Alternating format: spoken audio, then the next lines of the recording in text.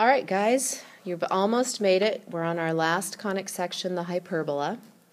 And remember from our general form equation, which is the one that's set equal to 0, we can tell that it's a hyperbola when A and C are different signs. In other words, the coefficient in front of the x squared and the coefficient in front of the y squared have to have opposite signs. One will be positive, one will be negative. Now, very much like an ellipse, the general form of our equation doesn't give us a whole lot of information for graphing. So for hyperbolas, there are two different standard form equations. There is this first one here, where the x squared term is positive, and we always write it as the positive term first minus the second term, so the one that's negative will come second. When the positive term is the x squared term, that means your hyperbola will open horizontally, meaning it will have the two parts that open to the left and to the right. When your equation has the y squared as the positive term, or the first term in the equation, that means your hyperbola will open vertically. In other words, the graph will have the two parts that open up and down. Okay, so the way that we tell which equation we're dealing with or which direction it opens is by which term in the equation is the positive term, the x squared or the y squared. Notice that the center of our hyperbola will still be the h and k. Remember, h is always paired with x, k is always paired with y. You'll use opposite signs of both of those. And very much like an ellipse, we'll have a horizontal distance from the center and a vertical distance from the center. Same as in an ellipse, whatever that number is that's squared underneath the x term, we're going to square root that, and that's going to give us the horizontal distance. We're calling that the a. And the vertical distance is the square root of the number underneath the y squared term. So the b, we call that the b, that's the vertical distance. Now we're going from the center to the side of the box. And there's a box that we'll explain when we look at graphing hyperbolas. Through the corners of the boxes, we connect those corners with dashed lines, and those create something called an asymptote. It's an imaginary kind of fence that the hyperbola approaches but never touches or crosses.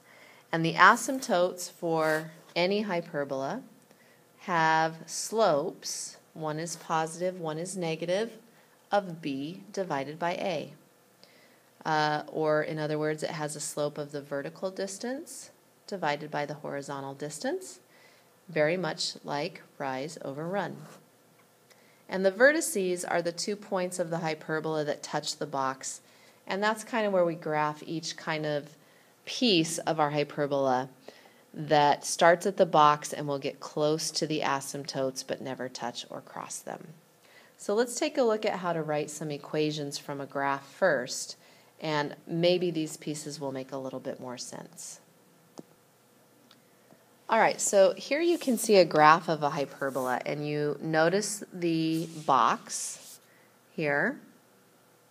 Okay, the center of our hyperbola, this is our h and k here in the middle of the box, and notice from corner to corner through the box, those are the asymptotes. The hyperbola is actually these two curved pieces that are in purple, and notice we draw those getting close to the asymptotes, but the hyperbola will never touch or cross it. Okay, so to write an equation of a hyperbola, these are the things that we're going to need. First, we're going to have to pick the correct equation that we're going to use, whether it's a vertical equation or a horizontal equation.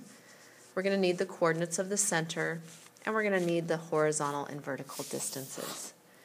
So since this hyperbola opens vertically, we're going to start with the form where the y minus k squared term is the positive term.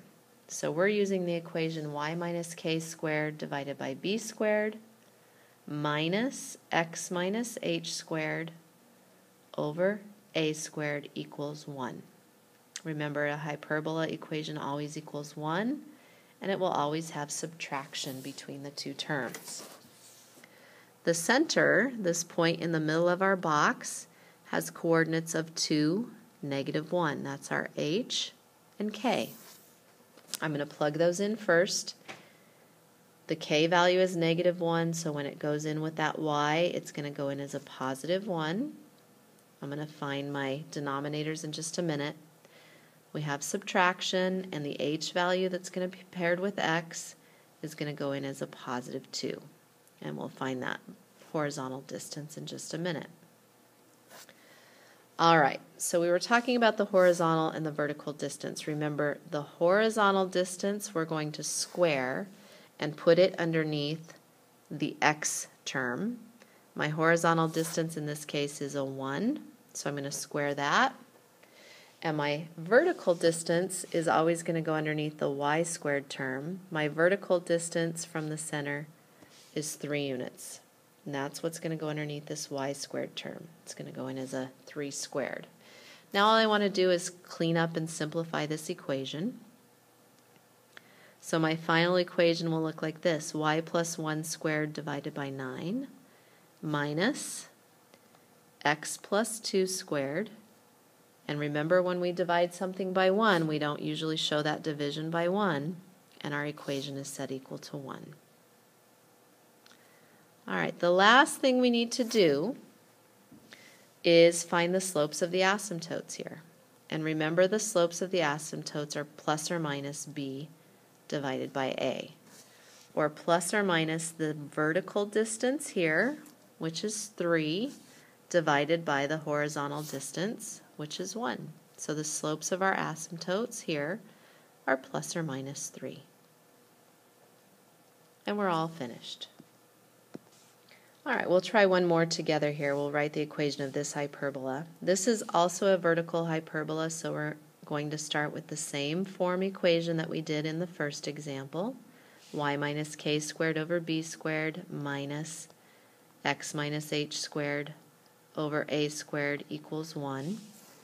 The center of this hyperbola is at -1, 2. That's my h and my k. So I'm going to plug that in as y minus 2 squared, and we'll find that denominator in a minute, minus x plus 1 squared, and we'll find the second denominator in just a moment also. So remember, the number that goes in the denominator of the y squared term is going to be this vertical distance squared, and that vertical distance is 1, so I'm going to put it in as a 1. And the number that goes underneath the x squared term is this horizontal distance, which is a 3 in this case. So I'm going to put that in as a 9. And just to clean this up just a little bit, remember, division by 1, we really don't show that 1 in the denominator, so this would look like y minus 2 squared minus x plus 1 squared divided by 9 equals 1. And there's our equation. The slopes of these asymptotes, plus or minus b over a, or rise over run, we can see that our rise is 1 and our run is 3 units. So there's the slopes of the asymptotes, plus or minus 1/3. All right, why don't you guys give this last one a try on your own, pause the video, and come back when you want to check your answer. Okay, how did you do? The equation that you should have gotten should look like this, and the slope of the asymptote should be plus or minus 3/2. Okay, the center of this hyperbola is at -1, -2. It's our h and k. Notice that we started with a different form of our equation. The x squared term is positive, and it's the first variable that we see because our hyperbola opens left and right. So I put my h in as a +1, my k in as a +2. And then the horizontal distance, the number that gets squared that goes underneath the x term, well, that's 2, so we square it and put it in as a 4. This vertical distance is 3. When it gets squared and goes underneath the y term, it goes in as a 9.